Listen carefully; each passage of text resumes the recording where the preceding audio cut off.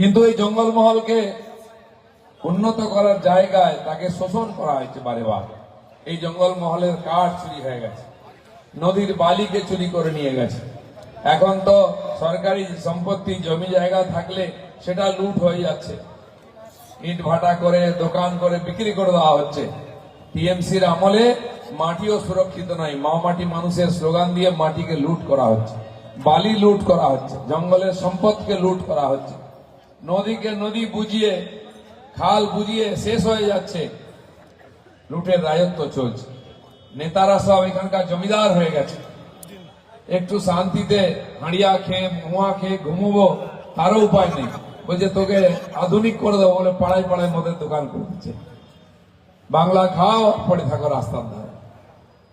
এই যে পরিস্থিতি, মানুষকে লুটতে লুটতে হলে কোমরের গামছাটা আছে, আর কিছু নাই। নরেন্দ্র মোদী প্রধানমন্ত্রী হওয়ার পরে বলেছিলেন তার সরকার গরিবের সরকার, গরিবের জন্য কাজ করবে। শুধু বলেননি, গরিব মানুষের জীবনের উন্নতির জন্য প্রথম তিনি কাজ শুরু করেন। গরিবী হাটাওয়ার কথা বলেছিলেন ইন্দিরা গান্ধী, কিন্তু গরিবকে হাঁটানো হয়নি, গরিব হাঁটিয়ে দিয়েছে, গরিবই যায়নি, আরো গরিব হয়েছি আমরা। নরেন্দ্র মোদী দেখেছেন সেই সময় 130 কোটি মানুষ ছিল ভারতে 14 সালে, তার মধ্যে 30 কোটি মানুষ দরিদ্র সীমার নিচে ছিলেন, তাদের বাড়ি ছিল না। মানুষকে বছরে 5 লাখ টাকা পরিবারকে দেওয়ার প্রতিশ্রুতি দেন। যার বাড়ি নেই তার বাড়ি করে দেওয়ার জন্য টাকা দেন, শৌচালয় করার জন্য টাকা দেন, মহিলাদের গ্যাসের জন্য ব্যবস্থা করেন। বাড়িতে কোনদিন লাইটার জ্বালিয়ে আমরা রান্না করবো ভাবিনি, আজকে বাড়িতে বাড়িতে গ্যাস আসছে।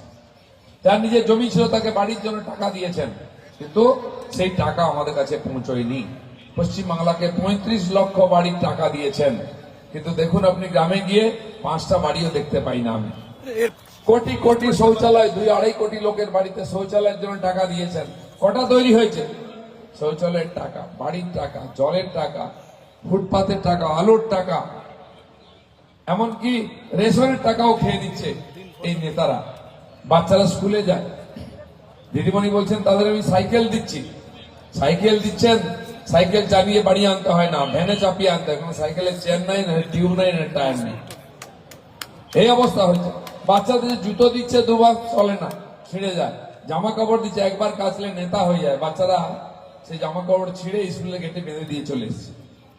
যে রেশন আসছে 5 বছর ধরে মোদী আমাদের ফ্রিতে রেশন পাঠাচ্ছে, সারা দেশে প্রায় 81 কোটি লোক ফ্রি রেশন পাচ্ছে, এখানেও প্রায় 8 কোটি পাই। 5 কিলো চাল 1 কিলো ডাল দেওয়ার কথা।